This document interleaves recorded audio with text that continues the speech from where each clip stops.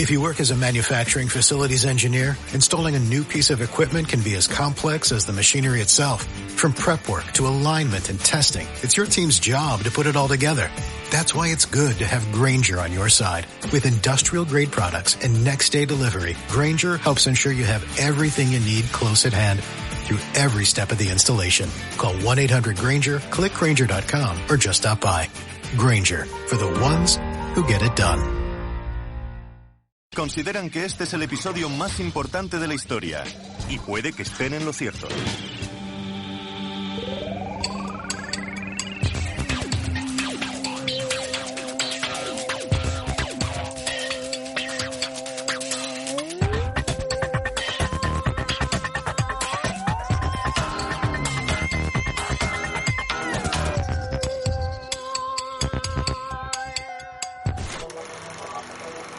En julio de 1947, Roswell era una pequeña ciudad dormitorio rodeada de ranchos y desiertos. Albergaba además el 509 Escuadrón de Bombardeo, un grupo militar de élite. Acababan de lanzar 2 bombas en Japón y habían probado un par más en el Pacífico. Los Estados Unidos habían ganado la guerra, y justo cuando todo parecía volver a la normalidad, sucedió algo extraño. Un objeto grande y plateado se precipitó desde el cielo y se estrelló contra el desierto con estrépito.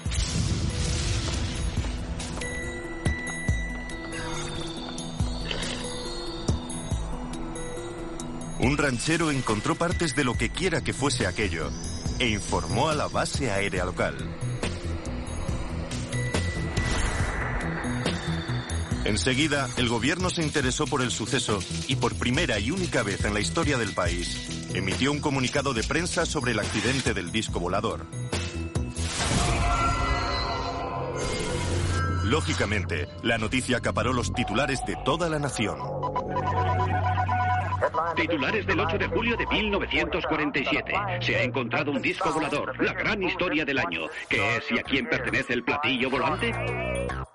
Pero un día después se retiró la nota de prensa y se emitió una nueva, con una explicación aún más mundana.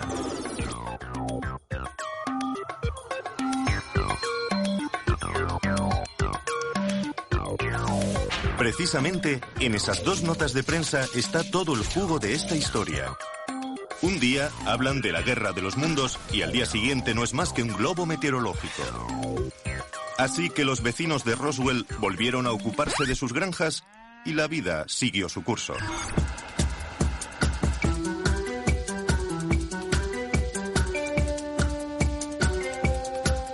Aunque, claro está, aquello no fue el final. Algunos no se dieron por satisfechos.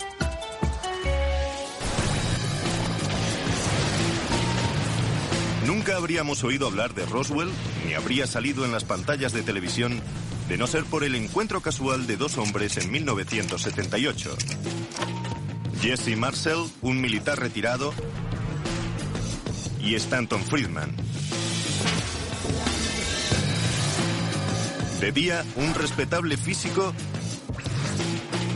y de noche, uno de los ufólogos más famosos del mundo. Después de 30 años de investigación, estoy convencido de que el gobierno encontró los restos de un accidente y varios cuerpos alienígenas aquí, en Nuevo México. Es una de las más grandes historias del milenio. Un momento, menuda afirmación. Vamos a necesitar algo más de información. Retrocedamos un momento. En 1947, Jesse Marcel era el oficial encargado de inteligencia en la base aérea de Roswell. Cuando se destapó la noticia del accidente, Marcel fue el encargado de investigarlo. Antes de morir, le contó su historia a Friedman. La semilla estaba plantada. Había nacido la conspiración de Roswell. Hablé con Jesse por primera vez en el 78, antes de que salieran los libros y se montase todo el lío mediático. Los ufólogos no sabían nada de Roswell. Era una novedad. Estaba ahí. Existía, pero nadie lo conocía. Encontré una pieza de metal, o que al menos parecía de metal. No era flexible, pero era muy fina como un cigarrillo. Intenté hacer una muesca, pero no podía doblarla ni marcarla. así que cogí un martillo y la golpeé. La coloqué en el suelo y la golpeé. Y el martillo rebotó en la pieza. Aquella no era ningún globo meteorológico, era una nave. ¿Qué clase de nave? No lo sé. No había motivos para que nadie mintiese en aquellas circunstancias. Si olvidamos el hecho de que estamos sugiriendo que el encargado de inteligencia del principal grupo militar de élite del mundo se inventó semejante historia, no tiene sentido. Friedman estaba enganchado y empezó a indagar en Roswell en busca de historias. Muchos de los testigos con los que habló ya han fallecido. Por suerte, las entrevistas se grabaron antes de que el tema se pusiera de moda. No sé qué era. Parecía un trozo de madera, pero no se podía quemar. No podía cortarla con la navaja. Había un trocito de material que podías enrollar y volvía a quedarse plano. No se arrugaba. Roswell empezaba a resultar interesante. Había sucedido algo extraño. La pregunta es, ¿qué? ¿Y por qué Roswell? Se ve que los extraterrestres no pueden resistirse a la combinación de armas nucleares, los cohetes gigantes y los radares.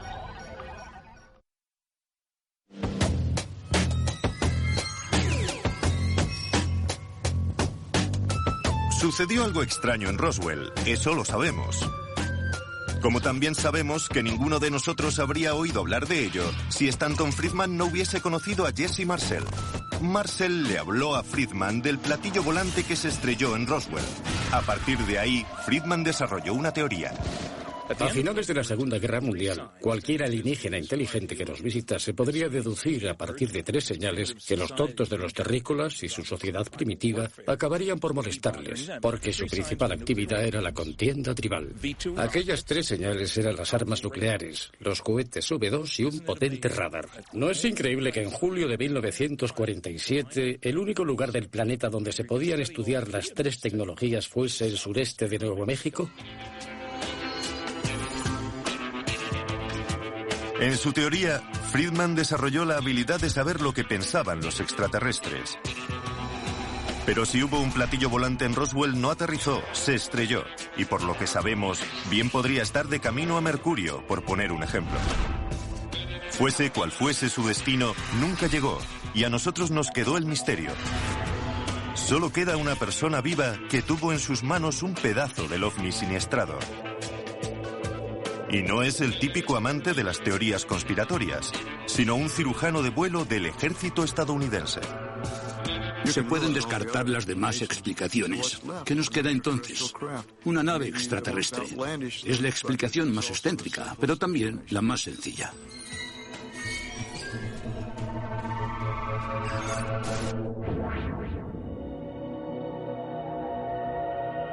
Por suerte para nosotros, antes de regresar al hangar 84 con trozos del disco siniestrado, Jesse Marcel se detuvo en su casa para enseñárselo a su esposa y a su hijo, Jesse Marcel Jr. Jamás olvidaré aquella noche de julio en Roswell porque fue única. Marcó un antes y un después en mi vida, antes y después del evento. Era la 1 o las 2 de la mañana y estaba profundamente dormido. Mi padre entró en mi dormitorio y me despertó. Me dijo, ven aquí, Jesse, quiero enseñarte algo.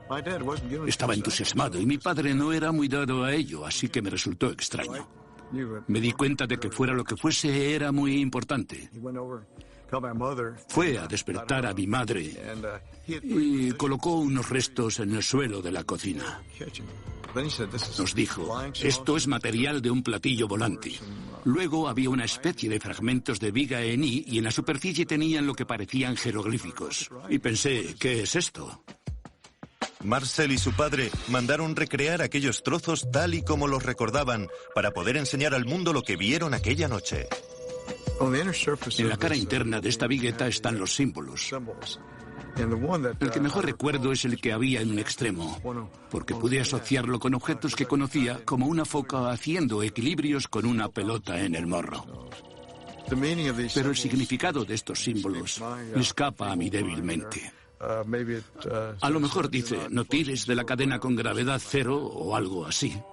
Los observamos durante 10 o 15 minutos. Mi padre insistía en que lo recordase como si fuese a recordarlo durante el resto de mi vida. Y caray, casi 60 años después sigue ahí.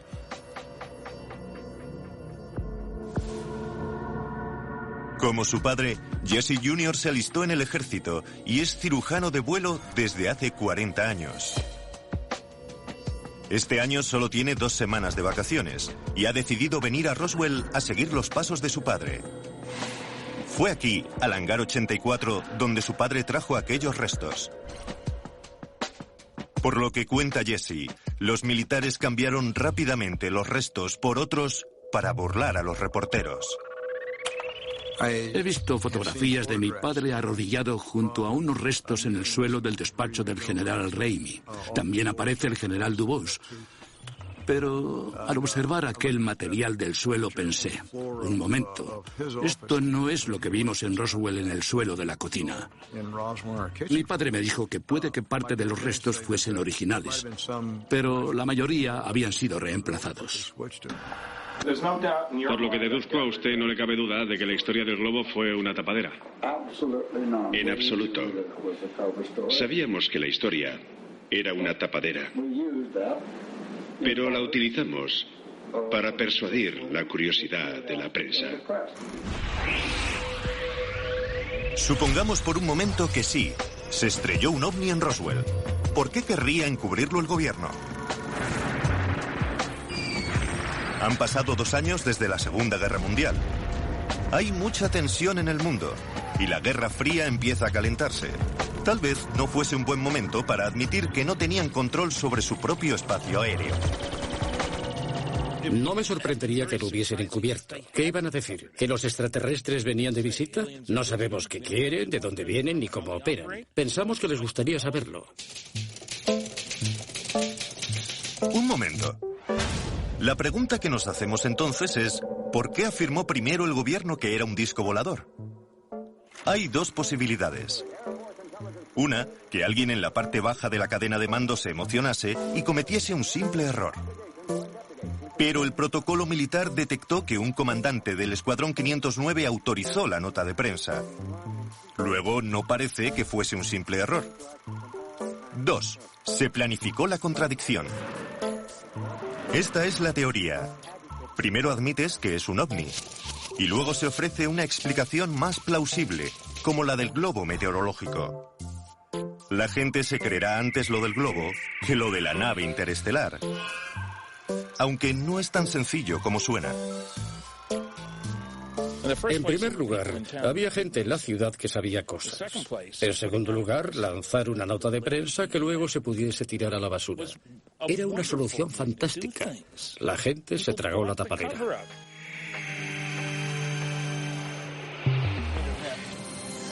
Indagando en Roswell, Stan había desenterrado una historia de lo más jugosa. Es un placer conocerle. Lo mismo digo, Becky. A Roswell llegaron oleadas de ufólogos de todos los rincones como abejas atraídas por la miel. Y todos tenían una opinión.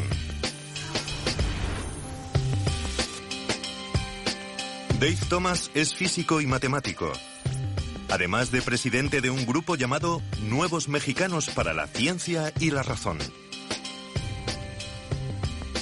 En ciencia decimos que las afirmaciones extraordinarias requieren pruebas extraordinarias. Y si queremos que alguien crea algo tan extraordinario como que los extraterrestres han surcado el espacio hasta llegar a la Tierra, se necesita algo mejor que unas fotos desenfocadas. Se necesita una prueba física de verdad. Lo mejor sería una gota de sangre alienígena.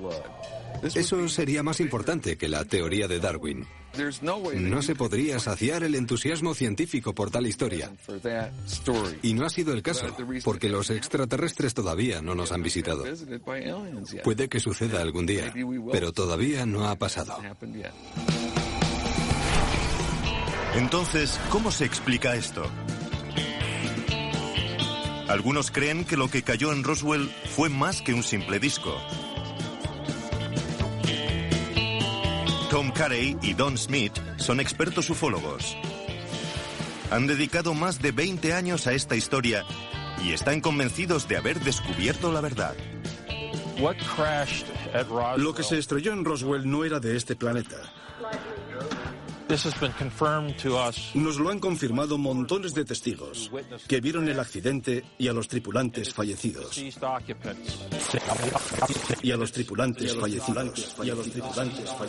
¿Extraterrestres de verdad muertos? Esto se pone interesante. Creemos que se encontraron 5, 6 o 7 cuerpos en 3 lugares distintos. Hasta hace unos años no supimos que Mac Brassen, que encontró los restos siniestrados originales, también encontró los cuerpos en una zona a pocos kilómetros del campo de escombros.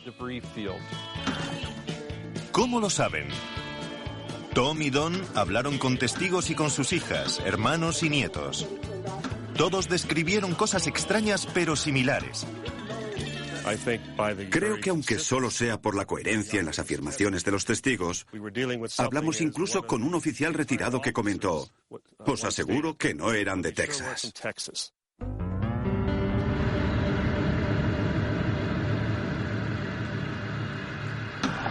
Eran bajitos, tenían la cabeza grande para su tamaño.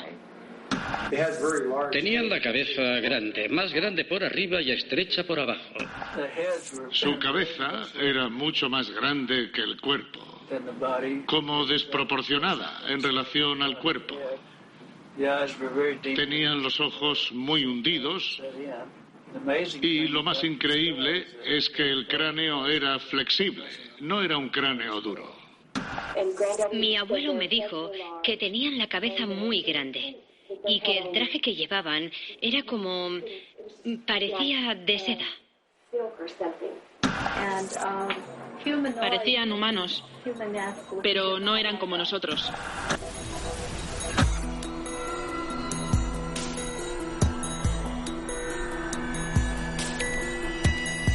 Debemos admitir que es raro. ¿Por qué iban a contar la misma historia unas personas que no guardaban relación alguna entre sí? Por extraño que parezca para algunos, aunque a mí me parece de lo más normal que hubiese cuerpos, tiene que haber tripulación a bordo de una nave. ¿Y por qué se estrellaron? Porque alguien cometería un error. Había una tripulación, individuos.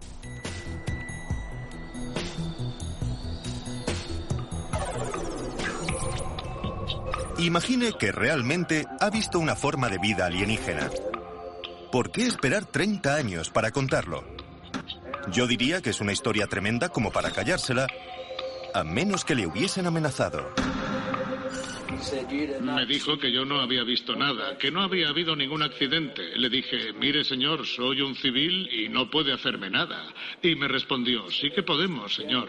Me dijo que alguien sacaría mis huesos de la arena. Llegó la policía militar y nos dijo a George y a mí que si hablábamos del incidente, si mencionábamos cualquier cosa, no solo nos matarían a nosotros, sino a toda la familia. Una de las pocas ocasiones en que recuerdo a mi padre tan serio fue cuando llegó y le dijo a mi madre que aquello no había pasado, que no había sucedido y que no se lo contase a nadie, ni a los amigos ni a nadie. Los testimonios de los testigos resultan problemáticos. Tal vez quieren creerlo con tanto ahínco que no se dan cuenta de que están exagerando la verdad. En el caso concreto de Roswell, el gran problema es que han pasado 40 o 50 años. No aparecen ni en los libros de ovnis de los 60. Y de pronto, como el ave fénix, Roswell resurge de las cenizas y se convierte en un mito tremendo, cada vez mayor. Y uno de los signos de esa mitología en aumento es que las teorías empiezan a diversificarse. En lugar de converger hacia lo que realmente sucedió, en vez de un solo lugar del siniestro, aparecen 6 distintos, para que puedas elegir. ¿Qué autor de ovnis te gusta más? Pues te quedas con él. Y he aquí una de las teorías sobre el lugar del accidente. Don y Tom nos mostrarán a continuación sus averiguaciones en esta enorme pizarra. En nuestra opinión, a 32 kilómetros al sur-sureste de Corona, se produjo una explosión de la que cayeron restos en este punto concreto. Siguiendo la línea de la trayectoria del objeto, varios cuerpos cayeron a unos 3 o 3 kilómetros y medio al suroeste. Esa es la segunda zona. Siguiendo la línea de la trayectoria, los restos de una cápsula siguieron a unos 25 kilómetros antes de impactar en este punto a 65 kilómetros al noroeste de Roswell. Todavía no lo hemos encontrado. Seguimos buscando este sitio. Por lo que a mí respecta, se produjeron 2 accidentes. Creo que hubo gente que quiso tener su momento de gloria o participar del fenómeno de Roswell, y por eso han mencionado otros puntos, y lo siguen haciendo, incluso mucho después de que los datos hayan demostrado que no existieron. Para muchos, es una forma de hacer carrera. Los libros, las películas. A mí no me pagan miles de dólares por una charla. Los platillos volantes no son reales. La gente no está dispuesta a gastarse el dinero para oír eso. Si lo abres, te lo firmo. De acuerdo. Y tendrás que comprar. 14,95. No era broma, 168 minutos. Sadner me da un codazo y me dice: Don, hemos vendido todas las entradas. Un éxito. 9,95 dólares. Así que ahora la historia de Roswell ha generado su propia industria. Toda esta investigación ha desatado una tormenta de arena de controversia. En la década de los 80 los debates se acumulan. ¿Hubo cuerpos? ¿No hubo cuerpos? ¿Discos, globos? ¿2 zonas de impacto? ¿3? Resulta agotador. ¿Alguien más quiere que le firme un libro?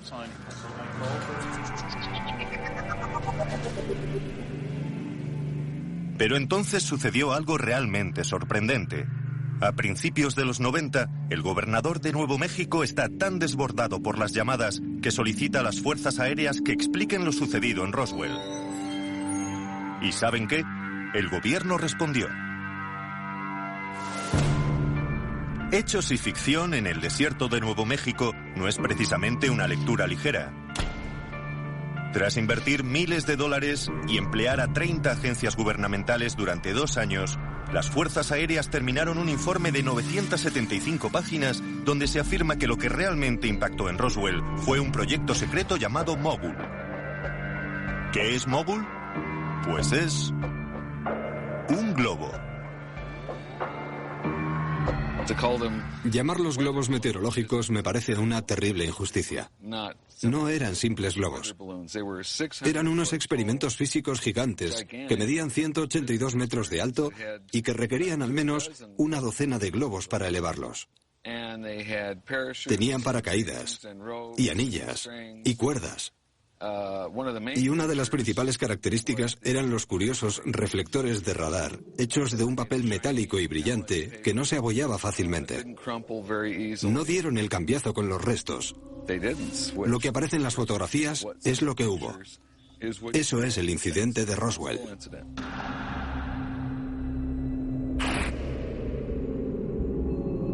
¿Podría ser así de sencillo? ¿Decía el gobierno la verdad? ¿Por qué necesitaron entonces otras 300 páginas del informe para explicar los símbolos?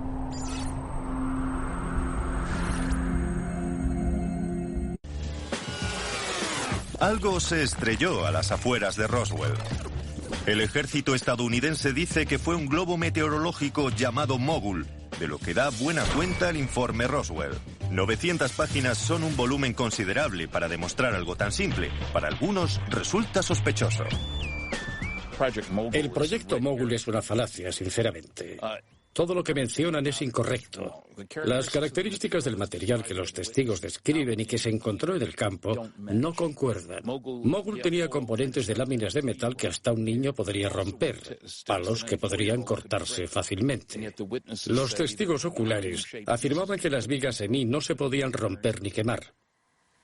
No tienen nada que ver. Además, el proyecto Mogul era supuestamente secreto, súper secreto. Pero no había nada de secreto en la tecnología del globo, la radio y todas las historias que llevaba. El único secreto era el propósito. En la página 302, las fuerzas aéreas explican también los misteriosos símbolos de Jesse Marcel.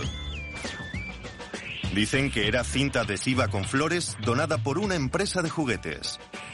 El único testigo por el que podría responder es Charlie Moore, mi profesor de física, que lanzó aquellos objetos. Es un físico muy respetado. Él vio en primera persona los reflectores de radar con aquellos curiosos símbolos que parecían extraterrestres. Habrá visto cientos y seguro que se preguntaba por qué aquel fabricante de juguetes ponía aquellos simbolitos en los reflectores del radar. Misterio resuelto.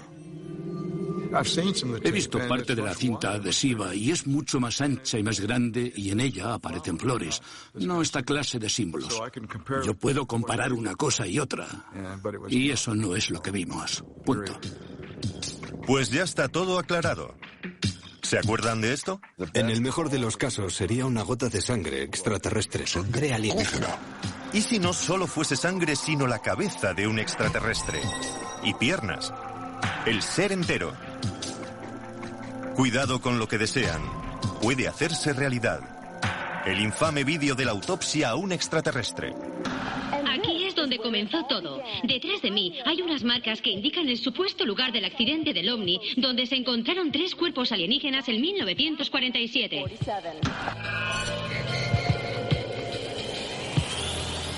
Estamos ya a mediados de los 90. La historia de Roswell se ha intensificado y el informe de las fuerzas aéreas ha avivado las llamas de la conspiración. Es tal el impacto mediático que el país entero está loco por los extraterrestres.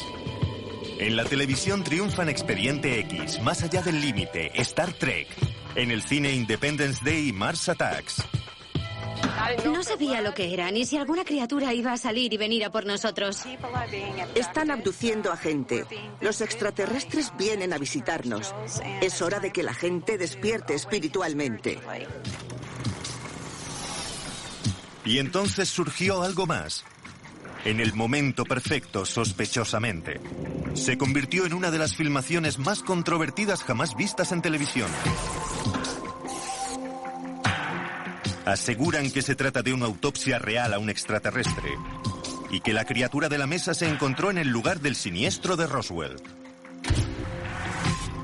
Un inglés, de nombre Ray Santilli, afirmó que descubrió esta filmación supuestamente auténtica de manos de un cámara militar en Florida. Al percatarse de la conmoción que provocaría, Ray busca un comprador. Es así como aparece Bob Kiviat, un productor de programas paranormales de Los Ángeles con una larga trayectoria.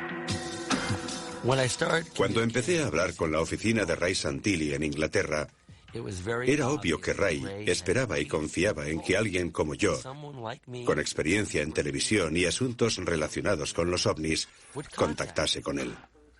Por lo que a mí respecta, su afirmación de que tenía una filmación del evento de Roswell, de la autopsia de las criaturas, sonaba demasiado bien para ser verdad. Bastante intrigado, Bob Kiviat subió a bordo de un avión rumbo a Inglaterra para descubrir si la filmación estaba a la altura de tanto revuelo. Ray Santilli sacó una cinta, la metió en una máquina y me quedé boquiabierto.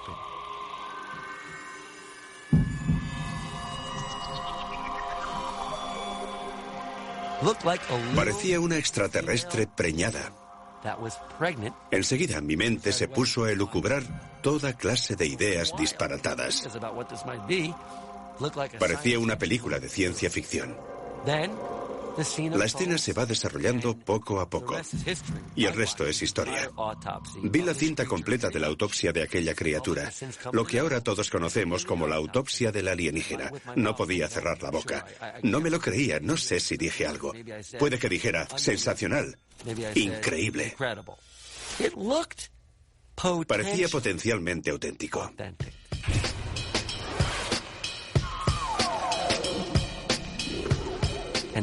Todo aquello se me ocurrió mientras lo veía. Era imposible no mostrárselo al público estadounidense. Eso era lo que sentía. Se ha dicho de todo sobre la autenticidad de la filmación de la autopsia. Pero ¿cómo averiguar la verdad? Empecemos por observar la habitación. Se supone que es una sala médica de Texas. Y bien podría serlo. El reloj de la pared es un modelo de General Electric que ya se fabricaba en 1947. El teléfono es un Bell bastante común, también auténtico en esa época. El instrumental, correcto. La mesa, correcta. Bien, la habitación parece normal. ¿Y los doctores? Es cierto que las autopsias no suelen realizarse con trajes anticontaminación, pero tratándose de una criatura del espacio exterior, más vale prevenir que curar. Aunque resulta muy práctico que todos tengan el rostro cubierto, incluida la persona que observa tras el cristal. Los gérmenes alienígenas deben ser muy potentes. Observemos el procedimiento propiamente dicho. Una de las primeras cosas que se aprende en la escuela de medicina es a coger unas tijeras. La punta debe sujetarse siempre con el índice de la otra mano. No se cogen las tijeras como si fuésemos un sastre, que es justo como el supuesto patólogo las sostiene. La calidad de la piel también resulta extraña. Normalmente la piel se retrae al cortarla, pero no aquí. Más que piel, parece goma. Pero hay una cuestión aún más importante. Todos los seres de este planeta hemos evolucionado a partir de un organismo unicelular. Y en la Tierra, algunos seres son así, otros así o así. ¿Qué probabilidades hay de que los extraterrestres evolucionasen y tengan 2 ojos, una nariz, una boca, 4 extremidades e incluso genitales en el mismo sitio que nosotros? Es extraordinario. Está tan bien hecho que si es falso, es la obra de un maestro.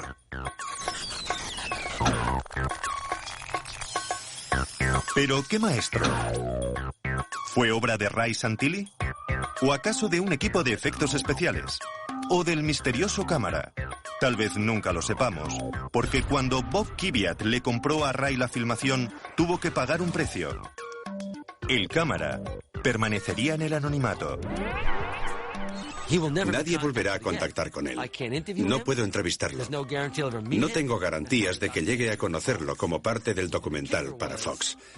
Y lo mejor es que aquel cámara vendió aquella filmación para pagarle la boda a su hija.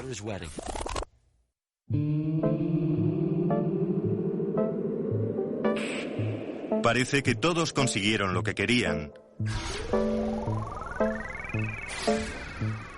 Fox emitió el programa y 30 millones de personas se quedaron pegadas al televisor.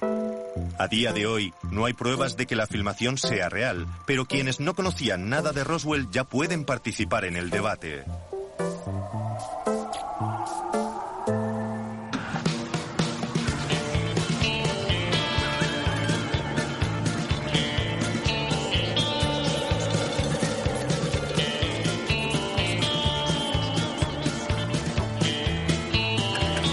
Esos ovnis, te los has perdido, ya ha salido.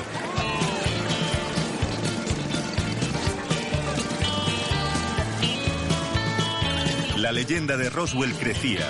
El debate sobre la autopsia del extraterrestre añadió leña al fuego. El país entero está obsesionado con los alienígenas. Con tantas historias sobre marcianos, cabría esperar que las fuerzas aéreas no quisieran ni acercarse a Roswell. Ya lo habían explicado todo. Era un globo meteorológico, ¿no?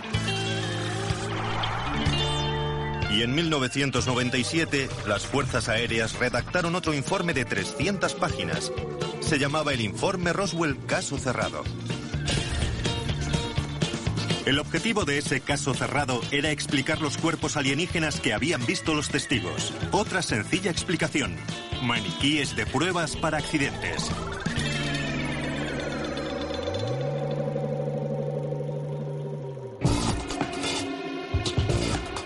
Nick Redfern es ufólogo y autor de 7 libros sobre fenómenos paranormales. Cuando apareció la teoría de los maniquíes de pruebas, enseguida se formó una opinión. Roswell sigue desafiando las explicaciones y precisamente por eso el misterio perdura. La gente dice, puede que se estrellase un ovni, a lo mejor fue un globo mogul o los maniquíes de pruebas. Y entonces se preguntan, con razón, si no sería todo un error para cubrir el globo meteorológico. Yo personalmente no me trago esa teoría y me parece sospechoso que el propio gobierno haya desarrollado teorías tan dispares. ¿Por qué lanzarían las Fuerzas Armadas maniquíes de prueba en medio del desierto? ¿Para probar asientos de eyección a gran altitud? Suena razonable. El único problema es que esta práctica no comenzó a emplearse hasta 1953. De 1953 al año 47 van 6 años. Los maniquíes tendrían que haber viajado en el tiempo, lo cual es absurdo.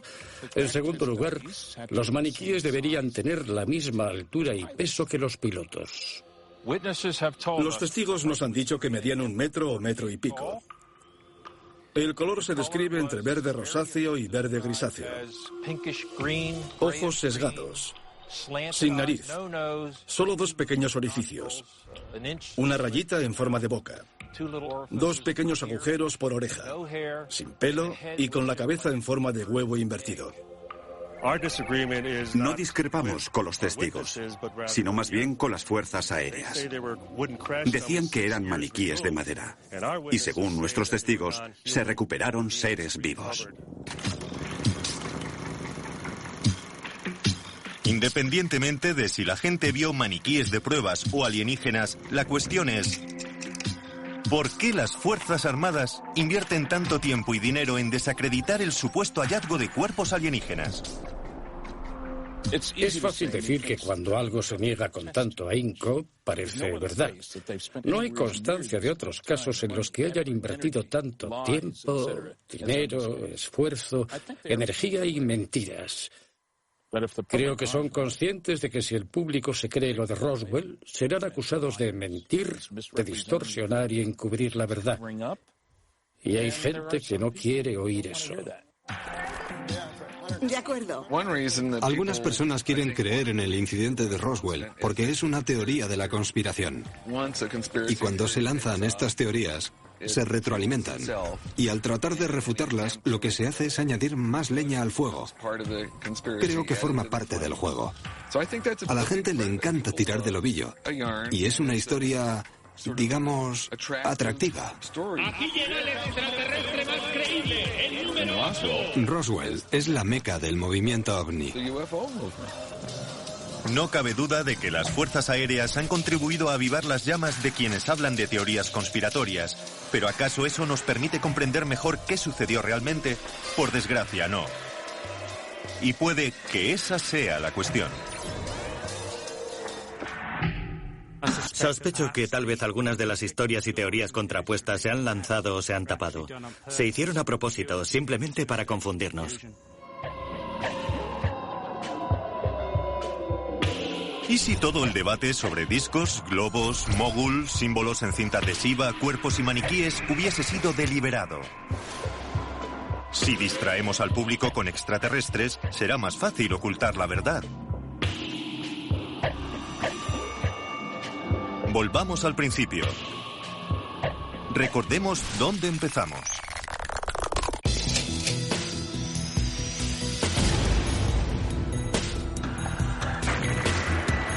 Han pasado 2 años desde la Segunda Guerra Mundial. El gran enemigo de los Estados Unidos eran los nazis, no los alienígenas. Puede que los vecinos de Roswell viesen un disco volador, pero ¿y si no fuese de otro planeta? ¿Y si era una nave secreta de diseño nazi? Uno de los rumores que ha circulado durante muchos años es el hecho de que los nazis estaban intentando desarrollar vehículos similares a los platillos volantes. Muchos de esos rumores y de esas historias se han descartado, tildándolos de engaños, leyendas y de historias de amigos. Y muchas veces con razón. Pero hay ciertas evidencias que sugieren que en aquella época los nazis estaban trabajando en una aeronave perfectamente circular. En los informes del FBI figuran entrevistas realizadas a prisioneros de guerra y pilotos de caza alemanes que habían visto vuelos de prueba de aviones circulares en aeródromos de la Alemania nazi durante la Segunda Guerra Mundial. Pero, ¿qué tiene todo esto que ver con Roswell?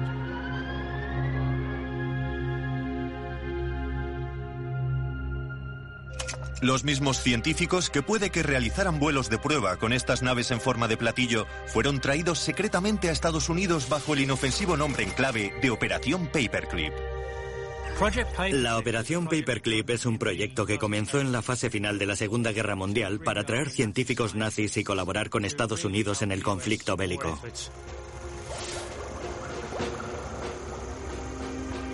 Obviamente, al término de la Segunda Guerra Mundial quedó claro que los rusos serían el siguiente gran enemigo. Con la derrota nazi, el plan consistía en extraer el mayor número posible de científicos nazis antes de que los soviéticos les pusieran la mano encima. ¿Y adivinan a dónde los llevaron? Al sureste de Nuevo México. ¿El ovni de Roswell era realmente un platillo nazi?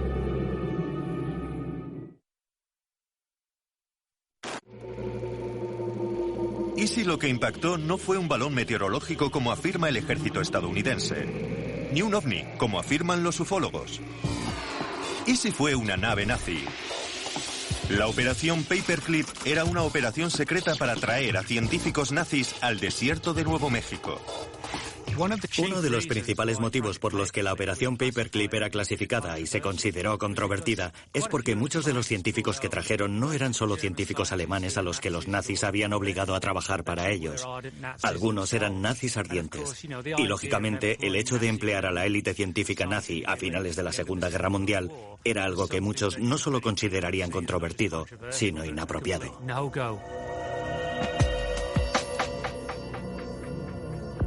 ¿Y si el gobierno se hubiese servido de la idea del ovni para encubrir sus propias actividades? Pero entonces, ¿qué hay de los hombrecillos verdes? Paperclip ofrece una explicación plausible para el disco, pero ¿y los pilotos de 1 metro de altura? Lo que tenemos en Roswell es un enorme campo lleno de restos e informes de cuerpos alienígenas prácticamente en el mismo lugar. Seguramente lanzaron un cohete V2, una práctica habitual en esa época, traído de la Alemania nazi y con una tripulación de monos a bordo, que impactó fuera de los límites establecidos. Con la Guerra Fría en su punto álgido, no querían que los rusos se enterasen, así que inventaron toda esta historia del disco volante para encubrir este experimento con monos. Las propias fuerzas aéreas han negado esta teoría, pero es un hecho que años después de lo de Roswell se realizaron varios experimentos de esta clase, con monos a bordo de cohetes tipo V2. Seguramente no les sorprenda que los ufólogos más entregados no sean muy amigos de esta teoría. Allí no había nada convencional, ni cables, ni tubos de aspirador, ni remaches, tornillos, pernos, nada de eso. Si era tecnología alemana, ¿cómo es que emplearon componentes extraterrestres? La realidad es que ninguno de nosotros, ni siquiera los ufólogos, estuvo allí. Desde 1947, numerosas personas han tratado de averiguar la verdad de lo que sucedió en Roswell, pero ¿saldrá alguna vez a la luz?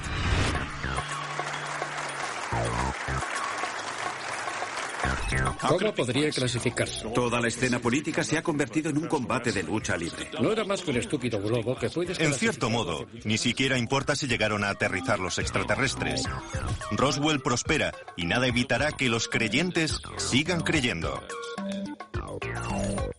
Nos limitábamos a seguir los hechos allá donde nos llevasen las pruebas. Extraños restos. No voy a... A menudo nos preguntan de dónde venían. ¿Qué hacían aquí? Y cómo una nave espacial, que supuestamente habría cruzado galaxias o sistemas solares, podría haberse estrellado. Mi respuesta es sencilla. No lo sé, pero pasó. Es un tema verdaderamente apasionante y lo que realmente me motiva es la respuesta del público.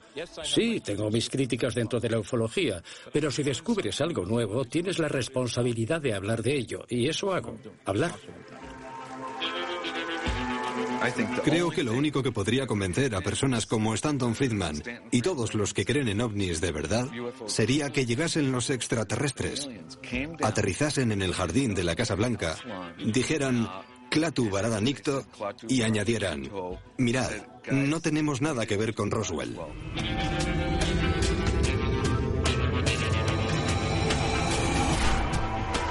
Puede que las pruebas definitivas se encuentren en algún archivo militar o en alguna cámara acorazada.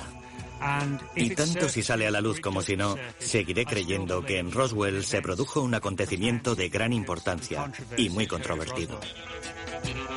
Incluso si hay una explicación racional, aún debemos enfrentarnos a un gran problema: el testimonio del pueblo de Roswell. No era un avión derribado, ni un globo meteorológico, ni un globo móvil, ni ningún dispositivo secreto de los nazis, los rusos o quien sea. No era nuestro. Aquello vino de otro lugar. Si creen que la leyenda de Roswell no es más que una sarta de mentiras, entonces significa que todas aquellas personas estaban muy equivocadas o mentían. Todas y cada una de ellas. Una afirmación muy dura. Pero a fin de cuentas, ustedes deciden.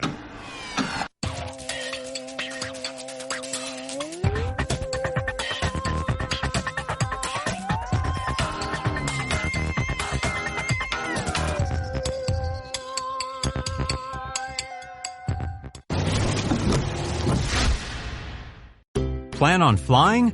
It's time to upgrade to a Real ID. Because in order to board domestic flights, your driver's license or state-issued ID must be a Real ID, or you'll need another acceptable form of identification. So don't wait. Find out how to get your Real ID at tsa.gov/Real ID. That's tsa.gov/Real ID, or visit your local DMV. And then you'll be cleared for takeoff.